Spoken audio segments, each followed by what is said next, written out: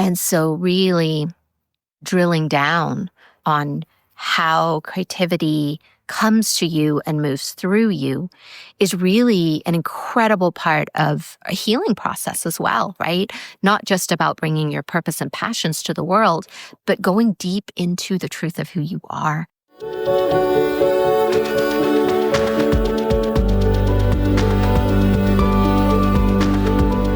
We've all come here with a divine purpose, traveling on a stream of cosmic dust from the stars into our mother's wombs, born into this precious life. It is no accident that you are here, my love, on earth, in this moment, in this body. You are here longing to find your place, to align with your purpose, to embody your passions and to live into the dreams of your heart. Yet so often we get caught, suspended in the tangle of life, not able to move forward, not able to find solace and comfort in a world that has forgotten the truth of our existence.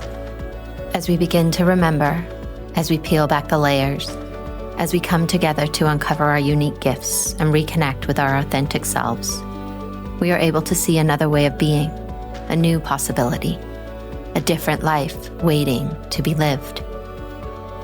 I have experienced on this complicated and wild journey of life that when we connect with the story of our soul, it will show us the magic of this life that we have been missing. It will open a window into the very heart of who we truly are, of who we came here to be, and gives us answers to our ever-asking why. Hello, beautiful souls. Welcome to another episode of Water Rising. I thought today I would do something fun and different in devotion to our conversation today about creation and really being inside of your own creative process, whatever that looks like and however and wherever it takes you. So I know those of you who have been listening on our Substack to our other episodes that are not the video ones, but the audio ones, I often talk about the reservoir. And I come here for inspiration and to walk, and my dog who's running around that you might hear or see in the background at some point. We come here to the water, and it's such a creative place for me. And it's actually the place that the inspiration for Water Rising came from. So I came out here today. I was sitting at home thinking of what inspiration is coming through to be spoken about. And I was really stuck. Like the channel just wasn't flowing. There wasn't movement of ideas and creativity. And so I got the inspiration to come out here and share this place with you today for our recording. And I probably next time would bring a tripod because my arm is already shaking from holding the camera. So we'll see how steady I can keep it for you. That I wanted to share this place with you, and I wanted to come here because in speaking about the creative process, right, one of the things that is so important is that we really honor our own divine flow, our own creation process. And if you're anything like me, then you might have been deeply disconnected from that when you were younger. And life has been a devotion to reconnecting. And I remember I used to say, gosh, in my early 20s probably, and into my 30s, I would say, I'm not creative. If someone would ask me to do something or make something or be involved in a creative process, I would just say, I would bow out, oh, I'm not creative. I don't know how to do that. I had a joke that with cooking, that if someone asked me if I knew how to cook, I would say, I can boil water. Does that count? And it was these ways of deflecting, right, from allowing myself to receive inspiration and creativity because that channel had been blocked very early in life when in art class. I feel like I was in 5th grade, 4th grade, somewhere around there. And I was doing, the projects that the teacher suggested. And back then, art was very conformative, let's say. Like this was the example, and then yours needed to look as close to that as possible in order to count. And mine never did. And not only did it not conform, but it also got laughed at a lot. And I got asked to try again and do it differently and all sorts of things that ultimately led to me feeling like, well, I'm just not creative because I can't draw the way these other people do. And the things that I try to create don't fit the model. They don't look like what someone else created. And instead of being given the opportunity to explore my own creative channel and what it meant to be creative for me, because I didn't fit the stereotype, well, then obviously I wasn't talented and I didn't have any creativity in me. I should probably just stick to math and science and subjects that needed less creative flair and more that I could just use my logical brain for. And so began sort of this unraveling of what is creativity. And as I got into my 20s and I started doing different things, I really started to see that creativity was my own unique process. It was my way of doing things. I remember one Christmas, I came up with the idea that we could make all our Christmas presents for each other. And it was a way for me to lean into my creativity. And I think for my family, it sparked something too, because they kind of felt awkward, like, oh gosh, we've got to make something. And yet in the end, we all had a great time. And since then, we have all gone on different creative journeys.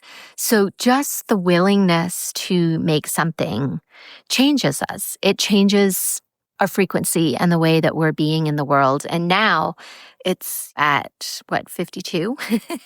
My whole life is creative. This whole process, right, of making art, but I make it in a different way. I make it in video form, in audio form, in intuitive form. In our program, The Journey, we are so creative, but we're creative with our healing process, with our innermost selves, with the parts of us that have been neglected. We're learning how to creatively bring all of us back to the whole that we never left, but that we believed that we had left. And we are actively working in a process of learning what is our own unique creative process. And the women are moving through exercises and practices to really develop and get connected to, right? How do you uniquely create in the world? What is your unique path? And yes, there are some specific paths, right? Like we could say, well, I'm a writer or I'm an artist, I'm a poet, I'm a creator of audio content. Oh my gosh, you can see my dog in the background. Yet inside of that wider path, there's a very narrow and unique path that is all yours.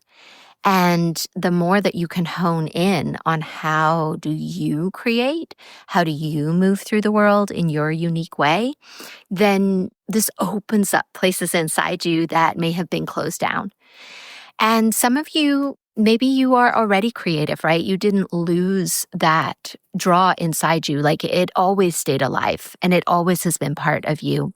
And yet there's still some disbelief in that you can have this creative thing be your life and be life-sustaining and life-giving and take you somewhere other than just being the thing you do on the side. And maybe you want it to be more. Maybe you want it to be the thing you do. This is how you bring your gifts to the world. And so really drilling down on how creativity comes to you and moves through you is really an incredible part of a healing process as well, right? Not just about bringing your purpose and passions to the world, but going deep into the truth of who you are, really connecting in with what are the divine inspirational channels that open when you show up and when you co-create with the divine. What is that pathway? How do you tap into it? And just like in my example, how I started out, right? Like I sat down to create videos and the channel was just stuck. And if I didn't understand my creative process and what I need in order to sort of prime that pump, I might have sat there and forced myself to make the videos. I might have just given up entirely. There are lots of things I could have done, but because I very connected to the way that I create and the way that it feels when I'm co-creating. I have options and I have inspirations on how to be inspirational and how to be creative, right? Like that comes through. It's like just because one part of the channel might be stuck, it doesn't mean that the entire channel is, right? And this is the beauty, this is the magic of when you are deeply connected to your unique way of being, that you have access to these parts of you. You have access to the way this works. And so the magic can unfold even in the times you're stuck. And that makes me want to talk about stuck, right? Because stuck literally is just our unwillingness to make a decision. Like if I had stayed home today, I could have just been stuck. But instead, I made a decision to come out here and share this and just be out here. I can hear the birds. I can hear the water. I can hear a plane going to fly over at some point. Like there's just a lot of life happening. And then that life starts to flow through what I'm creating. And because I made that decision to do something different today, it opens up the portal. The creative inspiration has a place to meet you. And then stuff just starts happening, right? Like I actually didn't know what I was going to talk about today. But then I sat down and I realized like, well, it's about the creative process because that's what happened to me today. And this lived example of how this works. My hope is that it serves you and really connects you into that deeper place inside you that knows, right? Because so often we can be forcing a version of our creativity because we think this is the path. We think this is the place that we need to follow because this is what we've done. This is how the world has told us we're creative. This is what's been available to us, right? But in reality is if we are allowing ourselves to get a little deeper, we might see something new. We might see a way that we already are creating. We're just not connected to it in that way. And then we're able to access that wisdom and that place inside us that is a little deeper, that is a little richer, that has a little more to share with us and to bring through with us. So, what is your creative process? How do you bump up against things in the world? How do you bring things new into the world? Where do you get stuck? Where are you in resistance? What are the parts and processes that you move through that are your way of doing things, right? Things don't need to be right or wrong. They get to be correct for you. And this is a huge distinction, right? Because what's right for someone else could be incredibly not right for me. So really getting in touch with what's correct for you is an incredible part of the creative process. And things are dropping on my head from the tree. The tree is loving us. So yeah, I'd love to hear answers to those questions. You can post them in the comments, reach out, and get in touch with your divine creative inspiration today. Mwah.